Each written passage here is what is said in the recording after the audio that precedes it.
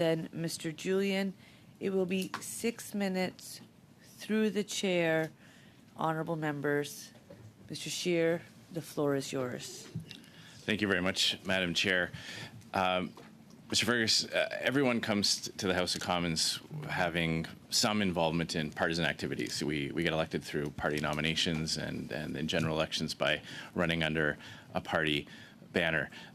Some of us have a greater degree of partisan activities in our background than others, and I just want to quickly go through your background in terms of your partisan involvement.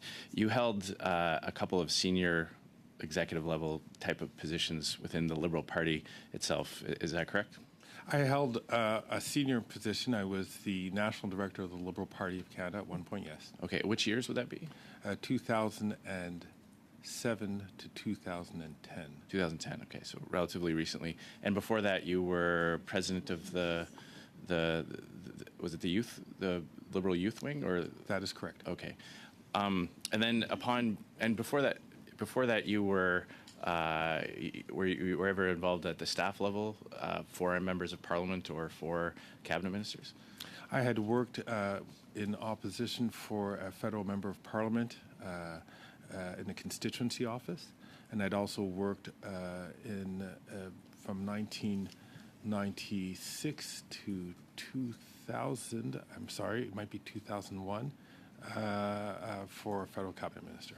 Okay, Liberal cabinet ministers? Yes. Okay. And then upon becoming elected, the path that you chose is a little bit different than other members who are seeking to become chair occupants. Normally, someone might try to shed some of that partisanship in their recent past in order to establish the credentials or the impression of being a less partisan or a non-partisan member of Parliament to present as a candidate for Speaker, having in order to assure members of other parties that you could in fact be nonpartisan. So, for example, in my case, I was Assistant Deputy Speaker, then Deputy Speaker. Other speakers who have been elected to hold that role have spent time as committee chairs, often in roles that are less partisan than what goes on in the House. But upon your election in 2015, were you immediately nominated as a parliamentary secretary right after 2015, or was there some? Through you, Madam Chair, aside from your case and perhaps Mr. Rota's case, actually, I think most speakers who were elected into the role, as going back to as far as Mr. Fraser, had a similar path that I had, in the sense that they hadn't been an assistant speaker or a deputy speaker before they assumed the role. Right, but there are other ways to establish nonpartisan credentials, such as committee chairmanships, or at least taking a bit of a step back from the cut and thrust of the hyper-partisan roles that exist in the chamber. And I'm just pointing out that you did hold one of those positions. You were parliamentary secretary right after the 2015 election? I was parliamentary secretary through you, Madam Chair, sorry.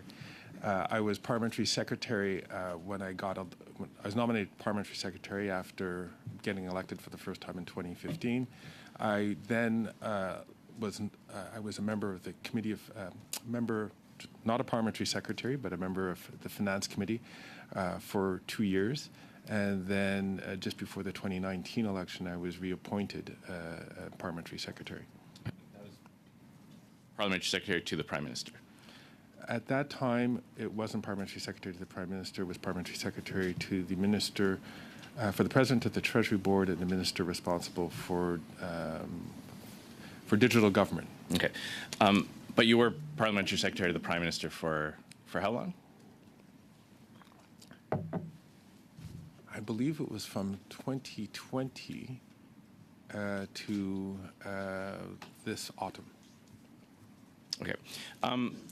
So you say that a family friend of Mr. Fraser contacted you.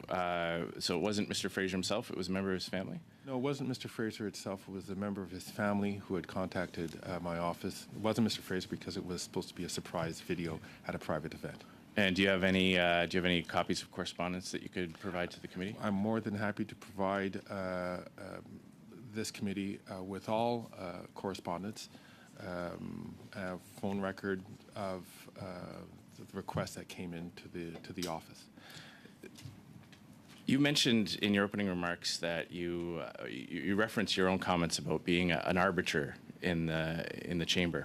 Just asking you to ask yourself, if you were involved in a situation that needed an arbitrator, and you saw the arbitrator at an event with the person on the other side of the table, maybe if we imagine a union negotiation with management or some type of dispute between two parties, and you saw the arbitrator, the person whose hands your case was in, at an event with your opposing counsel or with the opposing partner in that situation, would you want that arbitrator to continue to hear your case and to make that decision after seeing he or she in their full arbitrator's uniform, or at least with clear signals that that's who that person was at that time, saying nice things or being involved in any way with the person on the other side of the table? Would you want that person to hear your case?